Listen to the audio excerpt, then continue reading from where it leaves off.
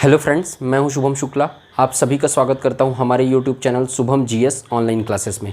देखिए, आज हम लोग संघ एवं उनके राज्य क्षेत्र वाला हिस्सा देखेंगे। संघ एवं उनके राज्य क्षेत्र मतलब भाग 8 संघ और राज्य क्षेत्र। भाग 5 संघ की कार्यपालिका वाला हिस्सा हम लोगों ने देख लिया था, जिसमें हम लोगों ने क्या देखा था, राष्ट्रपति के बाद राज्यसभा, लोकसभा, राष्ट्रपति, उपराष्ट्रपति, राज्यसभा, लोकसभा, संसद वाला हिस्सा था। वो भाग 5 का हिस्सा था, संघ की कार्यपालिका। उसके अंतर्गत उसमें संसद भी आता है, ठीक है। संसद के अंतर्गत राज्यसभा, लोकसभा, पूरे उसमें पदाधिकारी वगैरह सब, वो भाग 5। भाग 6 में हम लोगों ने क्या देखा, राज्य की कार्यपालिका। उसमें कौन कौन आता है, राज्यपाल, विधानसभा और विधान परिषद। तो राज्यपाल और विधानसभा तो मैंने बता दिया कि वो पूरा सेंट्रल गवर्नमेंट के टाइप का रहेगा, मतलब कि विधानसभा लोकसभा के बराबर रहेगी और आपका विधान परिषद जो रहेगा वो राज्यसभा के बराबर रहेगा। राज्यपाल राष्ट्रपति के कंपैरिजन में, विधान परिषद जो है वो मैंने अलग से बता दिया। तो भाग 6 भी कंप्लीट हो गया। अगर आप लोग कहेंगे तो राज्यपाल और अपन विधानसभा एक से अलग से भी देख लेंगे, ठीक है। तो वो हिस्सा भाग 6 में ख़त्म हो गया।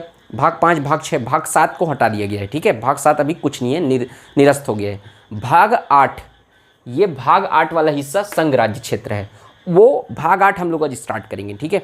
उसमें हम लोग यूनियन टेरिटरी वाला हिस्सा देखेंगे, संघ राज्य क्षेत्र, केंद्र शासित प्रदेश, वो सब वाला हिस्सा जो देखेंगे वो आज के वीडियो में अपन कवर करेंगे। तो इसके बाद भी, इसका बाद एक वीडियो और आएगा, तब ये दिल्ली वाला जो है वो हिस्सा पूरा होगा, ठीक है। अभी हम लोग संघ राज्य क्षेत्र, केंद्र शासित प्रदेश देख रहे हैं। इसके बाद वाले हिस्से में जब अपन आएंगे तो फिर दिल्ली के लिए स्पेशल प्रोविज़न है, वो दिल्ली का जो है उसमें देखेंगे। ये वाला टॉपिक पे एक्चुअली में क्या है, 2-3 अपडेट्स हुए हैं, इसलिए आप इसको अच्छे से नोट करिएगा। इंपॉर्टेंट भी है बहुत, ये आता भी है पेपर में। और इसको अब अगर आप बुक से पढ़ने जाएंगे, एम लक्ष्मीकांत को पढ़ के देखिएगा आप, इतना टफ लैंग्वेज में दिया हुआ है कि आधा समझ में ही नहीं आएगा जब पढ़ने की शुरू करेंगे आप तो उसको बहुत आसान शब्दों में मैं समझा रहा हूँ, उसको देख के आप लोग, उसको समझ के आप लोग नोट करिएगा, ठीक है। तो आप लोगों को आसानी से ये चीज़ें क्लियर हो जाएंगी। कन्फ्यूज़न बहुत होता है इसमें कि केंद्र शासित प्रदेशों में कौन से केंद्र शासित प्रदेश का शासन राष्ट्रपति संभालता है, कहाँ संसद कानून बनाती है, कितने यूनियन टेरिटरीज़ हैं, कहाँ उपराज्यपाल की नियुक्ति हुई है, कहाँ प्रशासकों की नियुक्ति हुई है, ठीक है, क्यों हुई है, केंद्र शासित प्रदेशों का गठन क्यों किया गया है। ये सब चीज़ें हम लोग आज के वीडियो में कवर करेंगे। बहुत ही इंपॉर्टेंट टॉपिक कवर करने जा रहे हैं हम लोग आज, आप लोग अच्छे से नोट करिए, ठीक है। तो अगर आप लोग को वीडियो पसंद आए तो वीडियो को लाइक कीजिए, चैनल को सब्सक्राइब कीजिए, ज़्यादा से ज़्यादा शेयर कीजिए, ठीक है। आज का वीडियो हम लोग स्टार्ट करते हैं। देखिए, संघ राज्य क्षेत्र, अनुच्छेद 239 से 242 तक संघ राज्य क्षेत्र के बारे में बताया गया। आर्टिकल 239 टू 242, ठीक है, संघ राज्य क्षेत्रों के प्रशासन के बारे में बताया गया है। देखिए, भाग 1 के तहत, ठीक है, भाग 1 के तहत भारत संघ को, ठीक है, भारत को 3 भागों में बांटा गया है। स्टेट्स, राज्यों में बांटा गया है, संघ राज्य क्षेत्रों में बांटा गया, यूनियन टेरिटरीज जो हम लोग अभी देखने वाले हैं, और तीसरा अर्जित राज्य क्षेत्र, एक्वायर्ड टेरिटरीज। अर्जित राज्य क्षेत्र का मतलब क्या है, जिसको किसी संधि के तहत भारत में मिलाया गया है, ठीक है, वो सब राज्य क्षेत्र जो है वो इसके तहत आते हैं, ठीक। तो दमन दीव है, दादर एवं नागर हवेली है, ये सब फ्रांस का हिस्सा था, उसको मिलाया। पौंडीचेरी फ्रांस के अंडर में था, वो सबको इसमें मिलाया गया। और सिक्किम, ठीक है, वो भी पहले दूसरे कंट्री का हिस्सा हुआ करता था, उसको बाद में मिलाया गया, ठीक है। तो इस तरीके से जो मिलाया गया, अर्जित राज्य क्षेत्र, एक्वायर्ड टेरिटरीज, 3 भाग में बांटा गया है भारत को, ठीक है। अब देखिए, वर्तमान में पहले तो देखिए संघ राज्य क्षेत्र क्या होते हैं, संघ राज्य क्षेत्रों का निर्माण क्यों किया जाता है।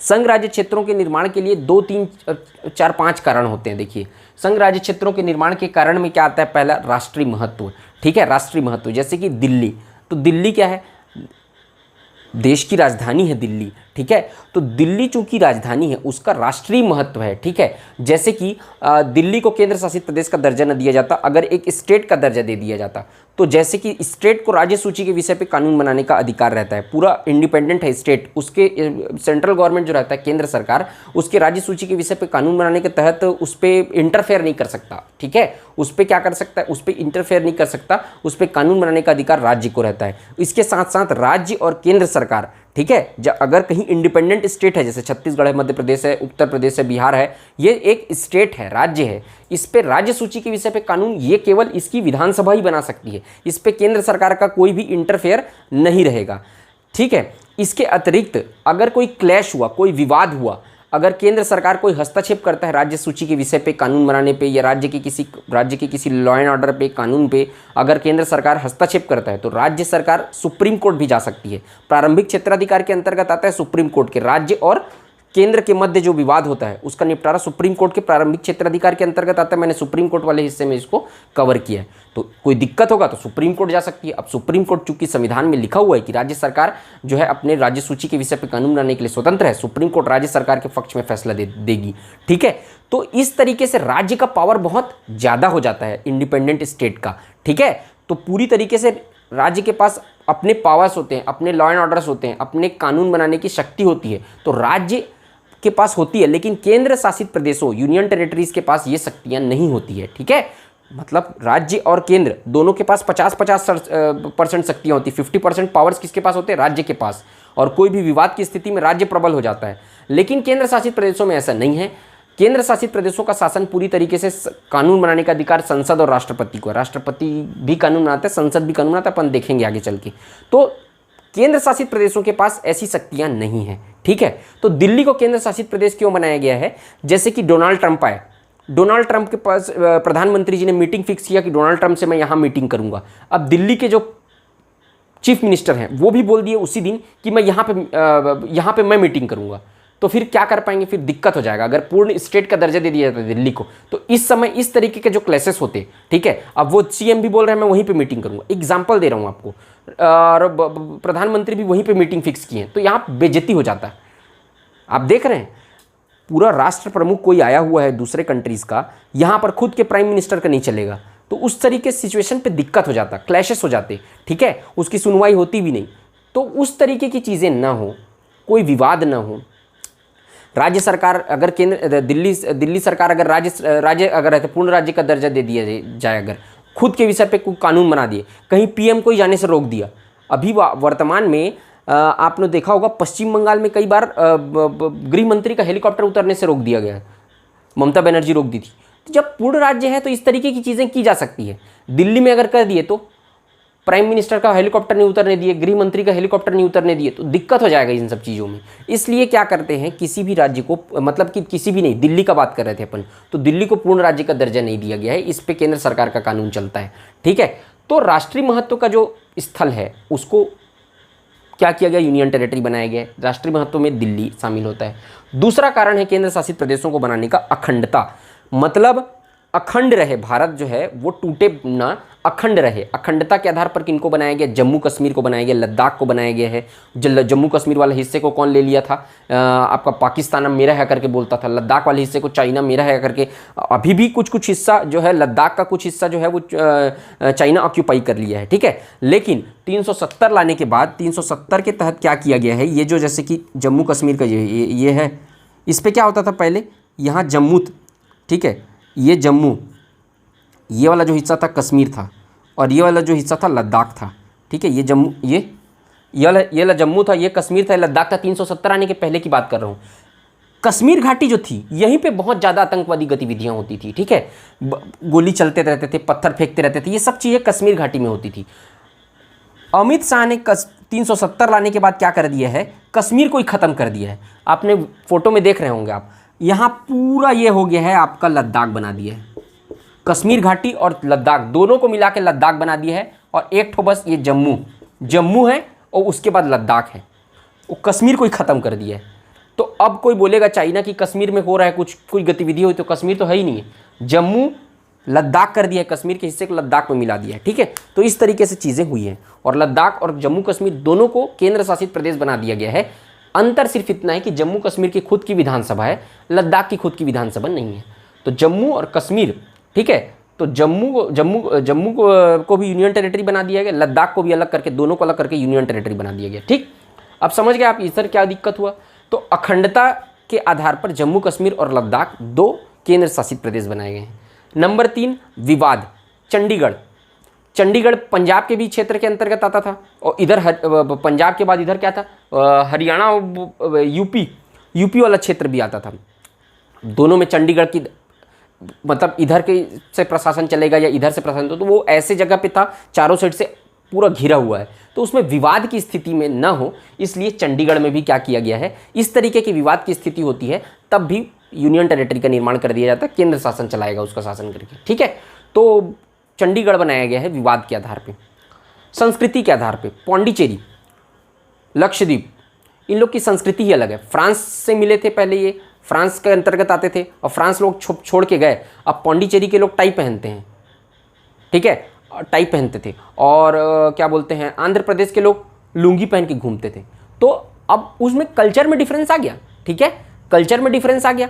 तो कल्चर में जब डिफरेंस आया तो ये उनकी संस्कृति को मानने के लिए तैयार नहीं है पौंडीचेरी वाले, और आंध्र प्रदेश वाले उनकी संस्कृति को मानने के लिए तैयार नहीं, उसको अलग से केंद्र शासित प्रदेश बनाया गया। तो संस्कृति के आधार पर भी केंद्र शासित प्रदेश बनाए जाते हैं। तो 4 आधार मैंने बताया, राष्ट्रीय महत्व इसके आधार पर दिल्ली को बनाया गया है, अखंडता इसके आधार पर जम्मू कश्मीर और लद्दाख को बनाया गया है, विवाद इसके आधार पे हरियाणा इसको बनाया, चंडीगढ़ को बनाया गया है, और संस्कृति इसके आधार पे पौंडीचेरी, लक्षद्वीप, दमन दीव, दादर एवं नागर हवेली। अब दादर एवं नागर हवेली और दमन दीव, और उसको देखिए दादर एवं नागर हवेली एवं दमन दीव में देखिए यहाँ पर इधर दमन दीव और दादर नागर हवेली तीनों अलग अलग थे। इसको अमेंडमेंट करके क्या कर दिया गया, दादर नागर हवेली एवं दमन दीव सबको मिला के एक ही कर दिया गया यूनियन टेरिटरी। ठीक, पहले दमन दीव अलग था, दादर नागर हवेली अलग था, अब सबको मिला के अमेंडमेंट करके दादर नागर हवेली एवं दमन दीव कर दिया गया है। ठीक, तो यहाँ भी संस्कृति अलग और एक कारण होता है कि दूरी। ठीक है, दूरी, डिस्टेंस, इसको संस्कृति के कारण बनाया गया। और दूरी मतलब अब आप देखिए लक्षद्वीप को मैंने बताया था, तो लक्षद्वीप को दूरी के आधार पर बनाया गया। लक्षद्वीप यहाँ पे है और अंडमान निकोबार, अंडमान निकोबार और लक्षद्वीप को दूरी के आधार पर बनाया गया। अब यहाँ पे दूरी हो जाता है, मुख्य भूमि से क्या है, अंडमान निकोबार द्वीप है, दूर है, और लक्षद्वीप भी दूर है। तो दूर होने के कारण क्या होता है, अब ये कहीं दूसरे से संधि समझौता करके दूसरे कंट्री में शामिल ना हो जाए, इस चीज़ का थोड़ा ये दिक्कत रहता है। इसलिए क्या कर दिया, तो दूरी के आधार पर भी अंडमान निकोबार द्वीप समूह और लक्षद्वीप को क्या बनाया गया है, यूनियन टेरिटरी बना दिया गया, उसका शासन केंद्र सरकार चलती है। अब यहाँ पे आप लिख सकते हैं दिल्ली को राष्ट्रीय महत्व के कारण, पुदुचेरी को यहाँ पे सामने में लिख लीजिएगा। ठीक है, जब मैं बताऊंगा तो पुदुचेरी को किस लिए बनाया गया है, सांस्कृतिक विविधता के कारण, अंडमान निकोबार को दूरी, दादर एवं नागर हवेली एवं दमन दीव को संस्कृति, जम्मू कश्मीर को क्या बोलते हैं अखंडता, लद्दाख अखंडता, चंडीगढ़ विवाद, लक्षद्वीप को दूरी के आधार पे। ठीक है, तो इस तरीके से ये कारण से क्या किया गया है, यूनियन टेरिटरीज बनाए गए हैं। क्यों बनाए गए हैं मैंने आपको पूरा अच्छे से कारण बता दिया, सबको लिखते चलिएगा क्यों, ये 5 कारण को लिख लीजिएगा ताकि आपको समझ में आए। वर्तमान में कितने राज्य हैं, 28 राज्य हैं, राज्य और 8 केंद्र शासित प्रदेश। 8 कितने केंद्र शासित प्रदेश, कितने 8, पहले 7 थे। ठीक है, अब क्या किया गया है, लद्दाख को भी केंद्र शासित प्रदेश बना दिया गया है। दिल्ली और लद्दाख को भी बना दिया गया, और दादर और नागर हवेली और दमन दीव दोनों एक अलग अलग थे, उनको दोनों को मिला दिया गया। टोटल अब कितने हैं ये ध्यान रखिए, 8 केंद्र शासित प्रदेश हैं, 28 राज्य हैं। जम्मू एवं कश्मीर पुनर्गठन अधिनियम 2019, ठीक है, इसको क्या कहा जाता है, जम्मू एवं कश्मीर पुनर्गठन अधिनियम 2019 लागू कब हुआ, 31 अक्टूबर 2021। लागू कब हुआ, 31 अक्टूबर 2021। इसके आधार पर जम्मू कश्मीर और लद्दाख 2 केंद्र शासित प्रदेश बनाए गए, जिसमें जम्मू कश्मीर की स्वयं की विधानसभा है और लद्दाख की स्वयं की विधानसभा नहीं है। इसको लिखिएगा, ठीक है, ये इंपॉर्टेंट अमेंडमेंट है, इसको पूछ सकता है। इसका नाम क्या है, जो अधिनियम है उसका क्या नाम है, जम्मू कश्मीर पुनर्गठन अधिनियम 2019, क्योंकि ये जब लाया जाता है तब क्या रहता है, तो 2019 में लाया गया था। लागू कब से हुआ, 31 अक्टूबर 2021। इसके आधार पर 2 यूनियन टेरिटरीज बनाए गए। ठीक, अब अपन देख लेते हैं कि कितने केंद्र शासित प्रदेश हैं, उनमें क्या किस तरीके की व्यवस्थाएं हैं। तो 8 केंद्र शासित प्रदेश है, यहाँ पे लिखा हुआ दिल्ली, यहाँ पे जो जिस केंद्र शासित प्रदेश की स्वयं की विधानसभा है उसके सामने में मैं विधानसभा लिख दिया हूँ। ठीक है, दिल्ली खुद की विधानसभा है, पद का नाम उपराज्यपाल। अभी मैं बताऊंगा, देखिए जो केंद्र शासित प्रदेश रहता है उसका प्रशासन कौन चलाता है, उसका प्रशासन राष्ट्रपति चलाता है, प्रशासकों को नियुक्त करता है। राष्ट्रपति क्या करेगा, प्रशासन राष्ट्रपति चलाएगा, राष्ट्रपति प्रशासन चलाने के लिए प्रशासकों की नियुक्ति, कहीं कहीं पे उपराज्यपाल की नियुक्ति और कहीं कहीं पे प्रशासकों की नियुक्ति करता है। ठीक है, राज्यपाल, राष्ट्रपति, केंद्र शासित, नोट करके लिखिए आप। ठीक है, केंद्र शासित प्रदेशों का प्रशासन राष्ट्रपति द्वारा चलाया जाता है। राष्ट्रपति केंद्र शासित प्रदेशों के प्रशासन को चलाने के लिए किसी किसी केंद्र शासित प्रदेश में प्रशासकों और किसी किसी केंद्र शासित प्रदेशों में उपराज्यपाल की नियुक्ति करता है। दोनों ही एक ही हैं, ठीक है। उपराज्यपाल और केंद्र शासित प्रदेश प्रशासक दोनों की जो शक्तियाँ रहती हैं वो एक ही तरीके के रहती हैं, लेकिन उपराज्यपाल की नियुक्ति कहाँ कहाँ करता है। उपराज्यपाल जो बड़े बड़े जिसका एरिया बड़ा है वहाँ उपराज्यपाल की नियुक्ति की जाती है, जबकि जो केंद्र शासित प्रदेश छोटे छोटे हैं वहाँ पर प्रशासकों की नियुक्ति की जाती है। वे देखिए कानून तो पूरा कौन बनाएगा, राष्ट्रपति ही बनाएगा, लेकिन क्या होता है कि छोटे छोटे मुद्दों पे भी कानून बनाने के लिए वो लोग कहाँ जाना पड़ता है, जो केंद्र शासित प्रदेश है उनको राष्ट्रपति के पास जाना पड़ेगा, ठीक है। इसलिए राष्ट्रपति क्या करते हैं, उपराज्यपाल की नियुक्ति कर देते हैं कहीं कहीं पे, और कहीं कहीं पे जो ज़्यादा बड़ा एरिया है वहाँ पे उपराज्यपाल की नियुक्ति करते हैं, और जो छोटा छोटा एरिया है वहाँ पे प्रशासकों की नियुक्ति की है। प्रशासक कौन रहते हैं, जनरली कौन रहते हैं, सिविल सर्वेंट, ठीक है। IAS IPS ऑफिसर जो सेवानिवृत्त हो जा रहते हैं वही लोगों को प्रशासक बना के वहाँ भेज देते, ताकि छोटे मोटे जो कानून हैं वो लोग वही अपना निपटा के वही लोग बना ले। बड़ा जो कानून है वो राष्ट्रपति बनाए, वर्कलोड हो जाएगा, छोटे छोटे चीज़ के लिए राष्ट्रपति के पास आ जाना पड़ जाएगा, इन लोगों को भी नियुक्ति कर दिया जाता है। हालांकि उपराज्यपाल और प्रशासक एक ही है, कई कई जगह पे ही प्रशासक को उपराज्यपाल कहा जाता है, किसी किसी जगह पे मुख्य आयुक्त कहा जाता है, किसी किसी जगह पे प्रशासक कहा जाता है, तीनों चीज़ें एक ही हैं। उपराज्यपाल बड़े जगह के लिए, देखिए दिल्ली बड़ी जगह है, उपराज्यपाल की नियुक्ति किए गए हैं, कौन करता है, राष्ट्रपति करता है। ये कौन होता है, राष्ट्रपति का प्रतिनिधि होता है। पुदुचेरी में खुद की विधानसभा है, उपराज्यपाल की नियुक्ति, ठीक है। अंडमान निकोबार थोड़ा बड़ा जगह है, उपराज्यपाल की नियुक्ति की गई है। ये पूछता है ना कहाँ कहाँ उपराज्यपाल है, कहाँ कहाँ प्रशासक है। अब देखिए जम्मू कश्मीर में खुद की विधानसभा है, यहाँ भी उपराज्यपाल है।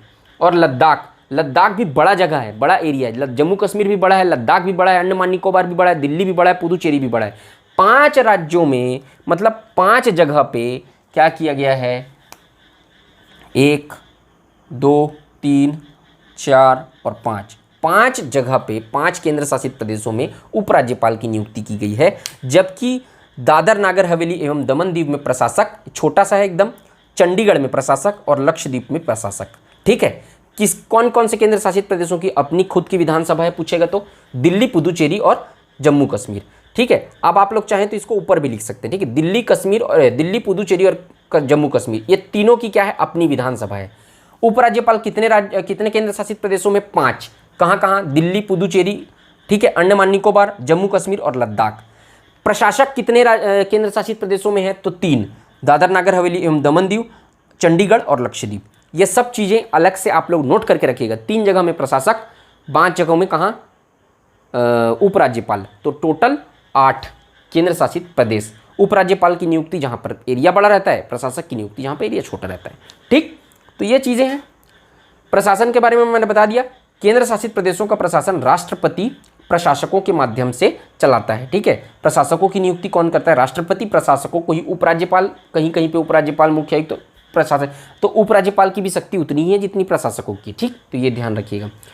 239(2) आर्टिकल 239(2) इसके तहत राष्ट्रपति क्या कर सकता है, निकटवर्ती राज्य के राज्यपाल को उस केंद्र शासित प्रदेश का उपराज्यपाल या प्रशासक नियुक्त कर सकता है। जैसे कि पंजाब स्टेट के राज्यपाल अगर जो हैं, ठीक है, पंजाब के राज्यपाल को चंडीगढ़ का उपराज्यपाल नियुक्त कर सकता है, ठीक। चंडीगढ़ में क्या कौन रहते हैं, चंडीगढ़ में क्या है, प्रशासक है। तो पंजाब के राज्यपाल को चंडीगढ़ का प्रशासक नियुक्त कर सकता है, ठीक है। तो वो चंडीगढ़ का भी देखेगा, राज्यपाल रहेगा ही, इसका भी प्रशासक रहेगा। तो यही लिखा हुआ है आर्टिकल 239(2) में, निकटवर्ती राज्यपाल को, ठीक है, यहाँ पे ऐसे लिखिएगा, राष्ट्रपति अगर चाहे आवश्यकता पड़ने पर निकटवर्ती राज्य के राज्यपाल को केंद्र शासित प्रदेश का, निकटवर्ती केंद्र शासित प्रदेश का उपराज्यपाल या प्रशासक नियुक्त कर सकता है, ठीक है। उपराज्यपाल या प्रशासक मंत्रिपरिषद की सलाह पर कार्य करने हेतु बाध्य नहीं होते हैं। अब विधानसभा है, वहाँ पर मंत्रिपरिषद भी होगा। जब मैंने क्या बताया, 3 जगह पे विधानसभा है, दिल्ली, पुदुचेरी और यहाँ पर जम्मू कश्मीर, इनकी खुद की विधानसभा है। यहाँ चीफ मिनिस्टर है, ठीक है। उसके अतिरिक्त क्या है, यहाँ पर आपका मुख्यमंत्री बैठता है, यहाँ मुख्यमंत्री है। तो होता क्या है कि यहाँ पर मंत्रिपरिषद होगा, तो इनकी सलाह पर कार्य करने के लिए बाध्य नहीं है उपराज्यपाल और प्रशासक। केवल राष्ट्रपति का एजेंट होता है, वो मंत्रिपरिषद की सलाह पर कार्य नहीं करता, राष्ट्रपति के कहे अनुसार काम करता है वो, ठीक है। तो यहाँ पर वही चीज़ें लिखी हुई है। उपराज्यपाल और प्रशासक, एक नोट करके लिखिएगा, उपराज्यपाल और प्रशासक की शक्ति राज्य के राज्यपाल की शक्ति के बराबर नहीं होती है। ठीक है, याद रखिएगा। उसकी स्थिति राज्य के राज्यपाल के समान है, लेकिन उसके पावर्स जो हैं वो राज्यपाल से अलग होते हैं। ठीक, वो राष्ट्रपति को उसका कुछ खास पावर होता नहीं है, वीटो पावर भी इन लोगों के पास कुछ नहीं होता है, तो इसलिए उन राज्यपाल के पावर से ज़्यादा अलग पावर है इनका। ठीक, अब यहाँ पर एक चीज़ समझिए, बहुत इंपॉर्टेंट चीज़ यहाँ पर आप समझिएगा। संसद केंद्र शासित प्रदेशों, मैंने क्या कहा, देखिए यहाँ पे समझिए, संसद केंद्र शासित प्रदेशों दिल्ली और पुदुचेरी की अपनी विधानसभा है, इसके साथ साथ जम्मू कश्मीर की भी अपनी विधानसभा है, लेकिन केंद्र शासित प्रदेश दिल्ली और पुदुचेरी, यहाँ पर संसद कानून बना सकता है तीनों विषय, तीनों सूचियों पर। 3 सूची होती है, संघ सूची, राज्य सूची और समवर्ती सूची। तो संसद जो है वो दिल्ली और पुदुचेरी, ठीक है, इन दोनों केंद्र शासित प्रदेशों के तीनों ही सूचियों पर कानून बना सकता है संसद, इन दोनों ही केंद्र शासित प्रदेश। सामान्यतः विधानसभा बनाती है, क्योंकि यहाँ विधानसभा है, तो विधानसभा क्या करती है, कानून बनाने का काम करती है वहाँ पर। कहाँ, दिल्ली और पुदुचेरी में, और वैसे जम्मू कश्मीर में भी। लेकिन चाहे तो संसद भी क्या कर सकता है, इन दोनों जगहों पे, दिल्ली और पुदुचेरी पे ना, दिल्ली और पुदुचेरी पे संसद भी कानून बना सकता है। ठीक, या बनाता भी है।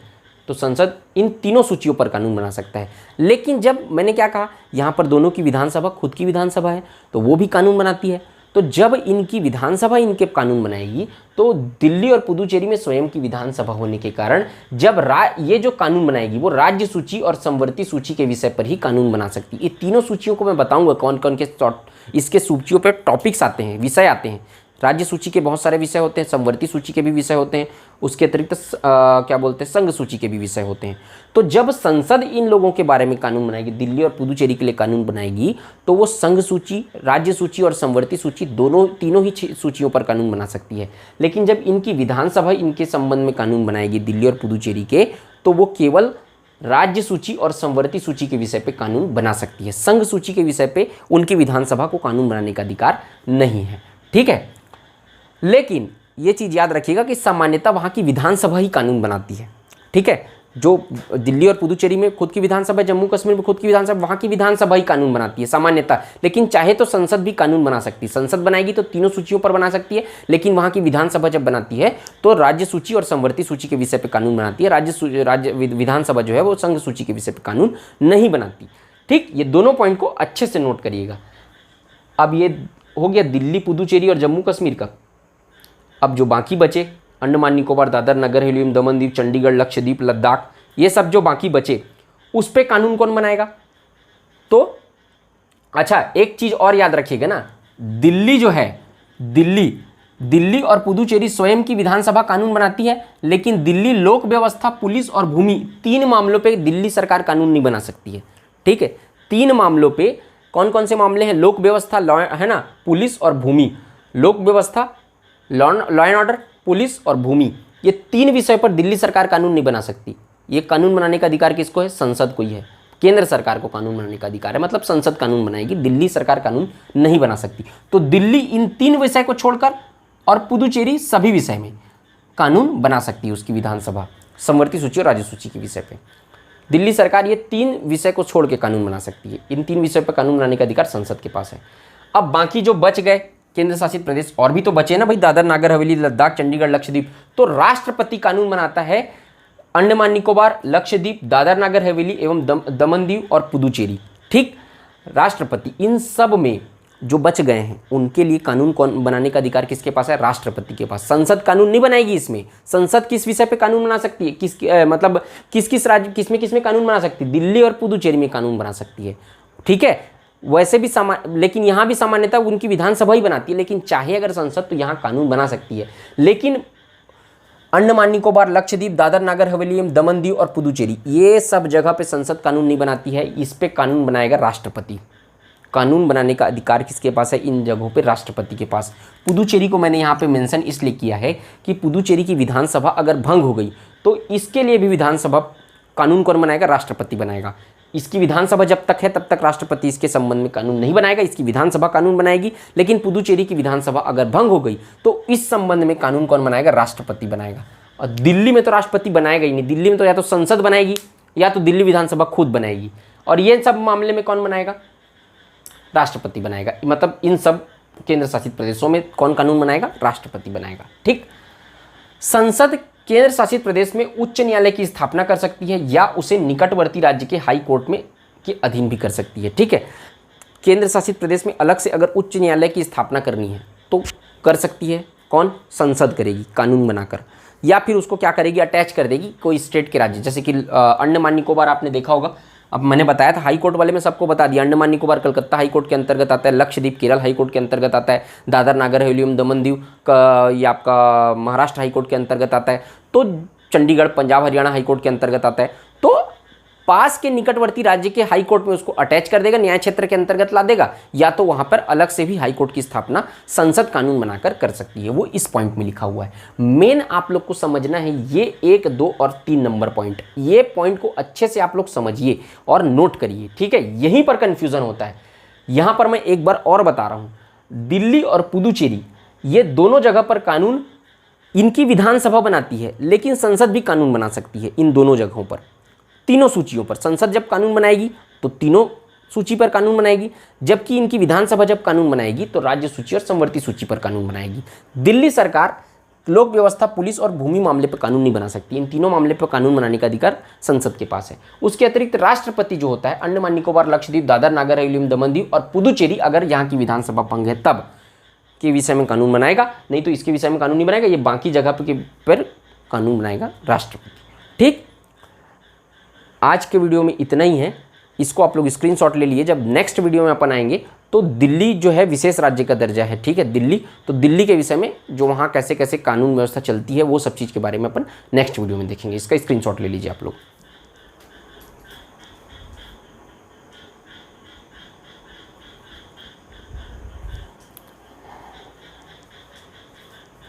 तो आई होप आप सबको ये वीडियो पसंद आया होगा। अगर वीडियो पसंद आए तो वीडियो को लाइक कीजिए, चैनल को सब्सक्राइब कीजिए, ज़्यादा से ज़्यादा शेयर कीजिए। आज के वीडियो में सिर्फ इतना ही। मिलते हैं नेक्स्ट वीडियो में। जय हिंद, वंदे मातरम।